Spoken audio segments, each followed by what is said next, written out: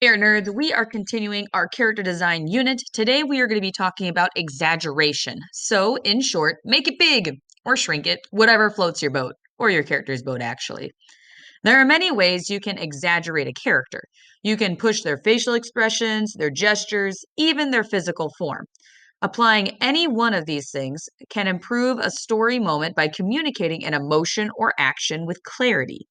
When designing a character, you want viewers to know about without a doubt.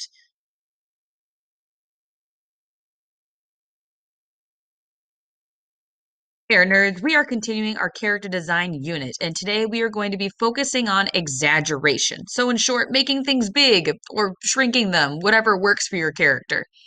There are many ways you can exaggerate a character. You can push their facial expressions, their gestures, even their physical form, which is what we're going to be focusing more on today. Applying any one of these things may improve a story moment by communicating an emotion or action with clarity. When designing a character, you want viewers to know without a doubt the type of person your character is. In film and animation, there is sound to set the mood. Because illustration lacks that minor detail, we have to use other tools, composition, lighting, color, etc., to convey our message and capture our character.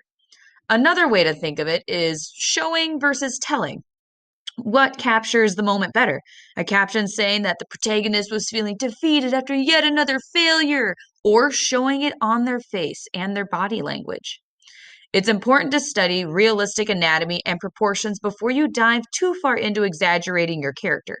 You want to know what goes where before you start stretching, pushing, and pulling physical forms.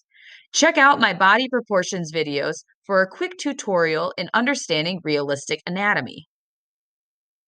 So, we're going to take a look at some examples, okay? We have characters that have big arms, okay? What does this say about a character when their arm and muscular structure on the upper half of their body is pushed beyond the extreme? We might think that they're strong, dominant, tough, maybe even heroic. Now, if you couple that big arms with build, big build everywhere, okay? They may seem also strong, dominant, tough, heroic, but maybe also dependable, okay? Because they have good footing. They're really solid. You can rely on them. They're not going to be knocked over. What about characters that have big hands? Okay. Maybe they have masculine man hands, especially if it's a physical characteristics of a woman. Okay. You have the term man hands. Creative or tactile, they like to work with their hands. They could be controlling, okay? The hands is very important to hold on to things, okay? Wanting to be in control. Or maybe they have like really dope hand powers. And, that's what I'm thinking with this image. Like they're confining her hand powers with these ginormous cuffs almost. What about if your character is super skinny? What does that say? Well, I might say they're pretty fragile, passive. So, they're kind of a pushover sometimes, quiet or timid. They could even potentially be a weak character, okay? What about thick, burly legs? Dependable. Once again, being kind of an immovable force. Okay, strong, assertive. Okay, so standing up for themselves. And once again, immovable, immobile. Okay.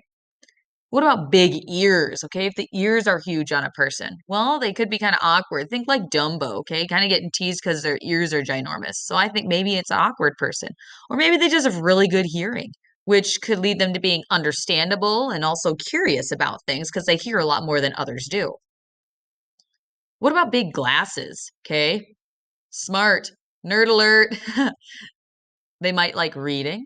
Maybe they just have really bad eyesight.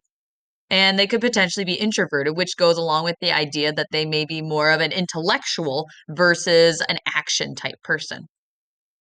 What about big hair? Now, hair can be extremely expressive, okay? You might have wild and excited hair. Look at her big, crazy, curly hair. You could have a joyful or more lustful character. Look at the curls, and also the color kind of helps with this one.